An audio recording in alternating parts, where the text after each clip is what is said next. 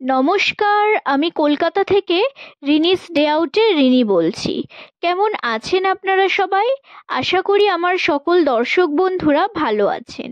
আমি প্রথমবার আমার গোপুসোনার অঙ্গরাগ করেছি এমসিল দিয়ে।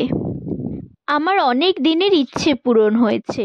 তবে আমি এটাও জানি যারা প্রফেশনাল অঙ্গরাগ করে তাদের মতো অতটা নিখুঁতভাবেও আমি করতে পারিনি। আমার অঙ্গরাগের মধ্যে অনেক ভুল ত্রুটি রয়েছে, কিন্তু তাও আমি যতটা পেরেছি ততটাই আপনাদের সঙ্গে শেয়ার করছি। প্রথমেই আমি আমার গপুকে স্নান করিয়ে নিয়েছি, আর স্নান করানোর সময় আমি দই দিয়ে একটু ঘষে ঘষে, মানে আলতো হাতে ঘষে ওর যে পুরনো অঙ্গরাগটা ছিল সেটাকে ভালো করে ক্লিন করে নিয়েছি। এবার আমি এই যে এমসিলটা নিয়েছি, এটা হচ্ছে এমসিল ফাটাফাট। এবার এর মধ্যে দুটো প্যাকেট থাকে, একটায় থাকে একটু সাদা রঙের এমসিল আর একটায় থাকে একটু কালো রঙের এমসিল। দুটোকেই সমপরিমাণ নিয়ে একসাথে মেখে নিতে হবে। এবার এই যে একসাথে মেখে নেওয়ার পর ছোট্ট ছোট্ট আমি দানার আকারে কেটে নিয়ে এই যে এইভাবে চোখের ওপর বসিয়ে নেব। এটাই হচ্ছে পদ্ধতি। ঠাকুরের দোকানে বা কোনো মূর্তির দোকানে মূর্তি দেখতাম, তখন দেখতাম ঠাকুরের চোখগুলো ছোট ছোট, কিন্তু যারা গোপাল সেবা করে তাদের যখন আমি সেই মূর্তিগুলো দেখতাম বা গোপুগুলো দেখতাম, এক একজনের গোপুর চোখগুলো কি সুন্দর টানা টানা। আমি ভাবতাম যে এত টানা টানা বড় বড় চোখ, কারোর নীলমণি, কারোর লালমণি, কমলামণি, এগুলো কি করে হয়।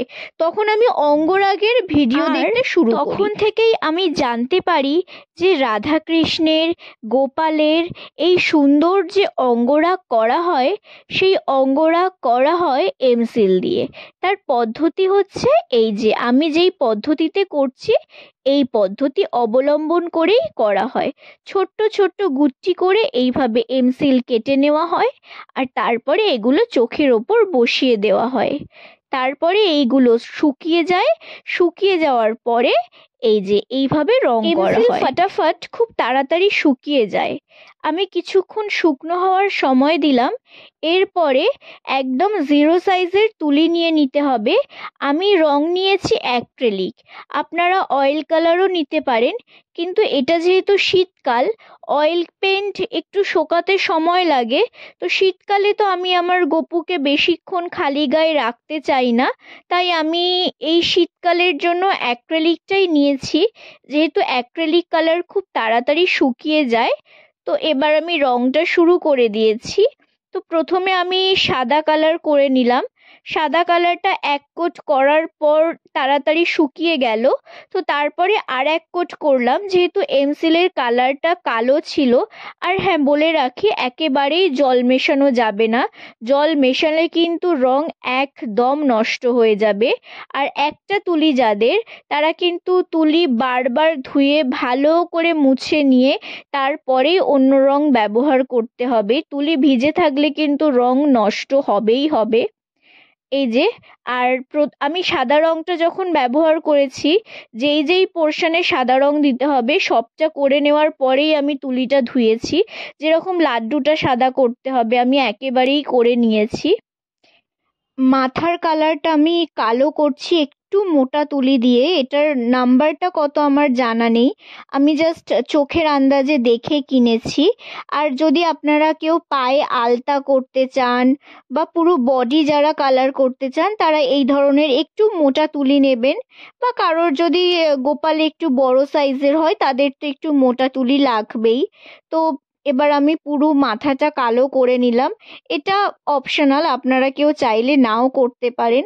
এইবারের কাজটা কিন্তু একটু সূক্ষ্ম। এই যে কাজল পরানোর বা আউটলাইন যেটা আর কি, এইটা খুব আস্তে আস্তে করতে হবে। আমি যতটা স্পিডে দেখিয়েছি এখানে, ততটা তাড়াতাড়ি কিন্তু একেবারেই এই কাজটা করা যায় না। আসলে এই অঙ্গরাগ করতে আমার সময় লেগেছে 2 ঘন্টা, আর ভিডিওটা আমি এডিট করেছি মাত্র 10 মিনিটের মধ্যে। তো বুঝতেই পাচ্ছেন আমাকে কতটা এডিট করতে হয়েছে, আর তার উপর কতটা স্পিড দিতে হয়েছে এডিটিংয়ে। তো তো এইগুলো খুব আসলে আস্তে আস্তে করতে হয়েছে, বা যারা প্রফেশনাল তাদের হয়তো বা এতটা সময় লাগে না। আমি যেহেতু এটা প্রথমবার করছি আর এই কাজগুলো আমার একেবারেই জানা নেই, হয়তো বা সেই জন্য আমার আরও অনেকটা বেশি সময় লেগেছে। আর এই মণিটার ক্ষেত্রে আমি যেটা দেখেছি, এই মধ্যিখান বরাবর দুটো দাগ দিয়ে নিলে একদম মণিটা সোজা হয়। যদিও বা আমার একটু বেঁকে গেছে বাদিকের মণিটা, তো যাই হোক, কিছু করার তো আর নেই। আমি আগেই বলে দিয়েছি আমার অনেক ভুল ত্রুটি হয়েছে। এই মধ্যিখান বরাবর দাগটা যদি সোজা হয়, তাহলে আমি যে ভিডিওতে দেখেছি যেরকম আর কি, যে তাহলে মণিটা ভীষণ গোল হয়, আর তার সাইড দিয়ে রাউন্ডটা করলে শেপটা খুব সুন্দর হয়। তো আমি ভিডিও দেখে দেখে যেহেতু করেছি অন্যান্যদের, তো আমি সেই রকমই করার চেষ্টা করেছি। আর এরকম বড় মণি আমার খুব ভালো লাগে, তো তাই আমি পুরো ওপর থেকে নিচ পর্যন্ত জুড়ে বড় গোল মণি করেছি। আসলে আমি একটু বড় বড় চোখ আর একটু বড় মণি চেয়েছিলাম, তো সেই জন্য আমি এই রকম চোখ করেছি। আমার অনেক দিনের ইচ্ছা ছিল এই ধরনের বড় চোখ আর বড় মণি করার, তো আমি আমার ইচ্ছে পূরণ করেছি। এইবারে ভুরুটা করে নিচ্ছি। এটাও দুদিকটা যত লেন্থ আর হাইটটা সমান হবে, মানে চওড়া আর উচ্চতাটা সমান যত হবে, ততটাই দেখতে সুন্দর লাগবে। আর সামনের দিকটা মোটা আর কানের দিকটা তত সরু হবে, মানে সামনের দিকটা মোটা হবে আর সেই অনুযায়ী কানের দিকটা সরু করে শেষ করতে হবে। এইভাবে ভুরুটা করলে সুন্দর হবে ফিনিশিংটা। তো আমি একটুখানি আইশ্যাডো পরালাম আমার গপুকে। ভুরুর নিচটায় দিলাম একটু হলুদ রং, আর চোখের পাতার ওপরে দিলাম একটু লাল রং।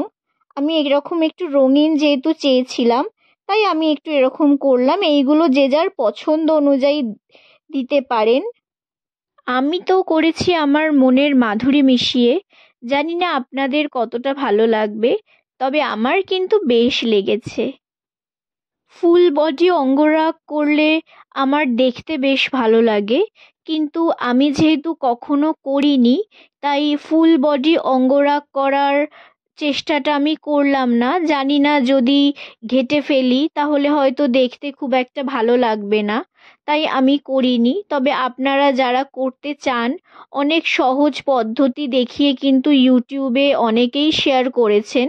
সেই সমস্ত ভিডিও যদি আপনারা সার্চ করেন, তো সেগুলো দেখে দেখে অবশ্যই আপনারা ট্রাই করতে পারেন।